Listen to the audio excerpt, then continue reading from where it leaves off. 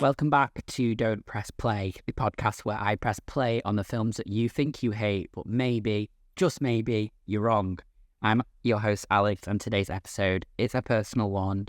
It's real personal. So it's been a bit of a hiatus on the Don't Press Play channel. I've had a few things going on in life, so I've not really had a chance to pick up the mic and talk horror. But there's a chill in the air. The shops are filling up with Halloween tat, and I just feel like I'm ready to talk about horror again. Horror for me and film in general is kind of like my safe space, especially with, I don't know, as my entire life, horror movies have always been an escape for me. And even though I'm not massively part of the horror community, I don't really have that space on the internet. Outside of podcasting, film has always just been my kind of safe space. And at a point in my life when, you know, things are going wrong or I'm unhappy or things are a bit turbulent, I can put on a horror film and I can really immerse myself in that world. So as kind of my life is a bit hectic at the minute, I just thought what better way to kind of ground myself and, I don't know, just kind of feel more safe, more connected, is just to kind of talk about things that I love.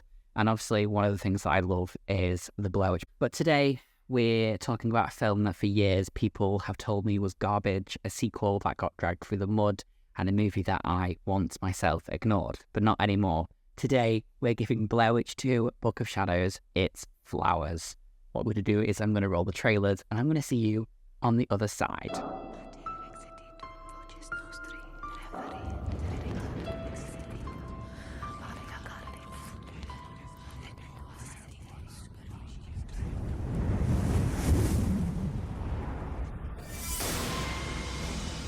There is a place beyond the fear.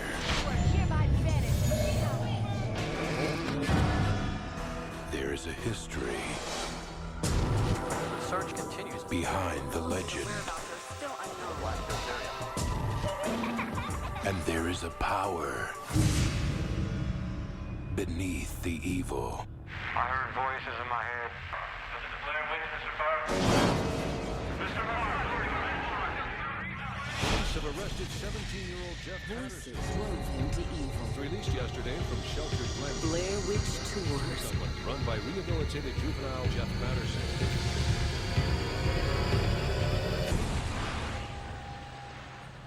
This fall,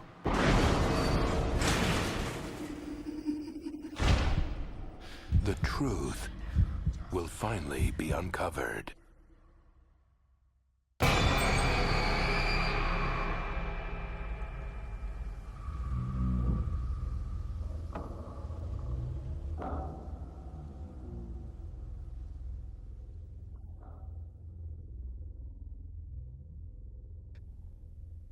So if you know me and if you've listened to the show before, you definitely know this. The Blair Witch Project is my favourite film. Full stop.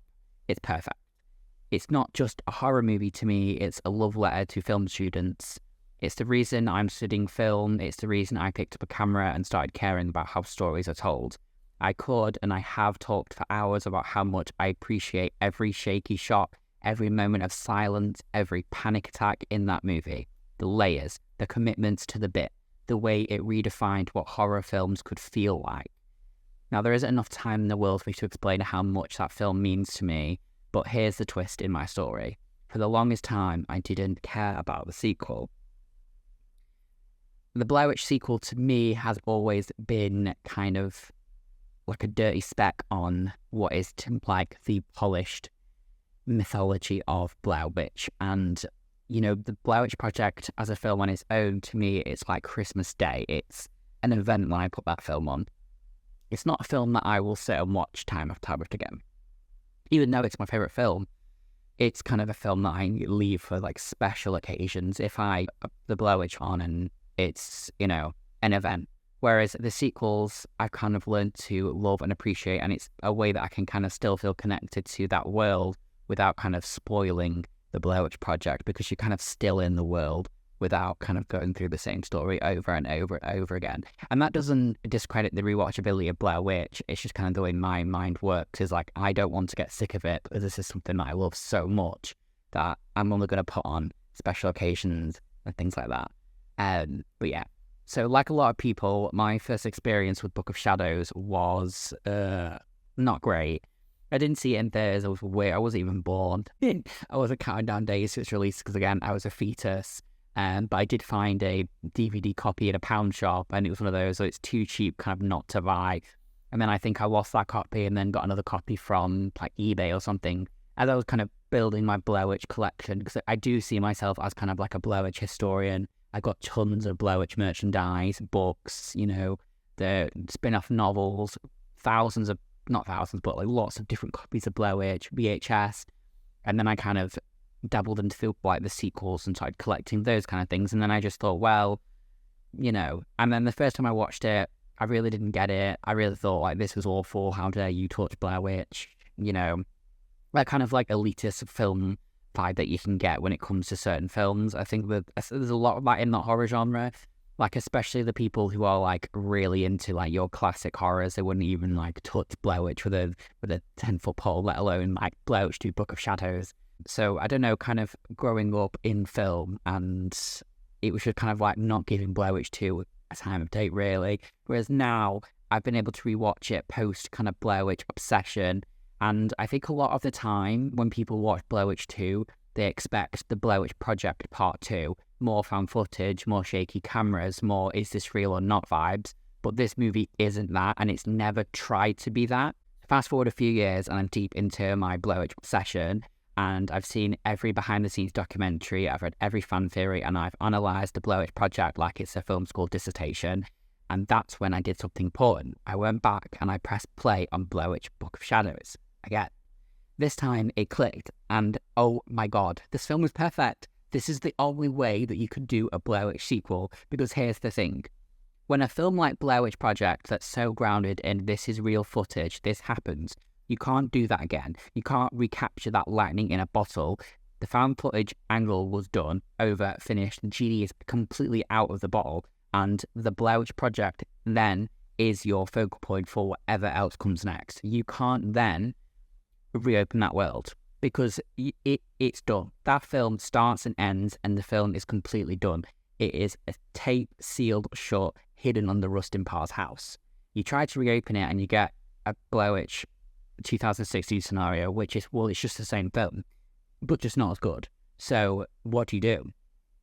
What you can do is you look at the aftermath, the cultural impact, the obsession, the mass hysteria, blurred lines between fiction and reality, and Book of Shadows does exactly that. When I think about that Blair Witch hysteria, my mother, when she first watched the Blair Witch Project, this is a story that someone had told me, her cousins, my mum basically watched the Blair Witch Project, and like many people was like, this is real. This is absolutely real. This happened. There's no way this didn't happen. I've been on the website and I've seen the proof. That's because it's on the internet, so I've seen the proof. So she was going and telling her friends and her neighbours that this actually happened, and she'd seen this most horrific film. So then her cousins to start playing tricks on her, start leaving piles of rocks outside her house just to mess with her.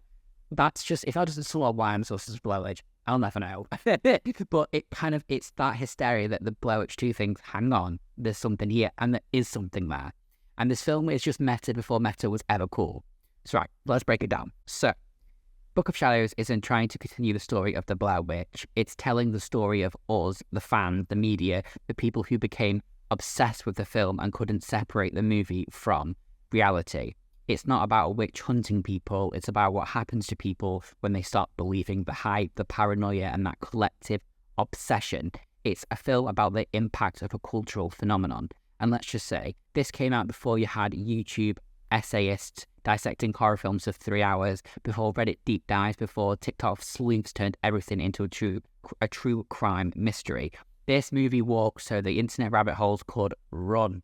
And let me tell you, when I first got into like my Blair Witch like history nerd phase, and it was the first time I got a copy of the Blair Witch dossier on Amazon. It was like £2, and I honestly was heartbroken when I found out that all of this was just like made up mythology. Like, I wanted so badly for this dossier to be real. It sounds so bad, but I wanted it to be real, and I yearned for the Blair Witch Project to be real. I wanted something like that to have actually happened, and it was just something that I could never let go of. And I think that's why probably I'm still so obsessed with Blair Witch. But you just want that mythology to be real, because the storytelling and the documentaries and the books and the novels, like, it's all so good that it's so disappointing that it's not real. And I think that it leans into that kind of true crime era of, at the minute, where you have like people who are obsessed with true crime and serial killers and things like that. And it kind of does ask that question of the morality around these things, of these people that are obsessed with like Jeffrey Dahmer or, you know, Gacy and more murderers. You've got these people who are genuinely obsessed with these real crime stories. And I think this film kind of turns that mirror to us and says, like, you know, if this was real, why are you so obsessed with it? Like, it would be a tragedy if 3 film students who are really young go out into the woods, go missing, and then end up dying, and then a year later their footage is found, and, you know, we watch people die on screen. Why are you obsessed with that? And it kind of does hold that moral mirror to you of like, oh, hang on, why am I obsessed with this? What does that say about me as a person? That's kind of my analysis of the general overall themes of that as a sequel. The way Blair Witch 2 works is you kind of have the categories of a fan of the Blair Witch. So we have Erica, who is a Wiccan, and then we have a guy who lives in Burkittsville, and he is equally obsessed with the film and tries to make money off it with merchandising and stuff like that. And then we have 2 people who are writing a paper on the hysteria around Blair Witch. And then we also have a goth. Now, the goth in this film, she's played by Kim Director, and she is a psychic goth queen of my heart. She's not just a character, she's like an icon, a vibe. She is a lifestyle. And if you were a goth kid, a Hot Topic mall rat, or just a little too into the occult section, a local bookstore, Kim Director is the representation that you didn't know that you needed. She is everything that I want to be. I wish I had the balls to dress like a goth every single day, and I wish I had the balls to be Kim in this film, because she's absolutely incredible. She is sarcastic, she takes naps in the morgues, she's psychic, and she's just smoking all the time. And she really did carry this film on her fishnet covered shoulders. If you know, you know. And I think the best scene ever is in the Burkittsville Cemetery.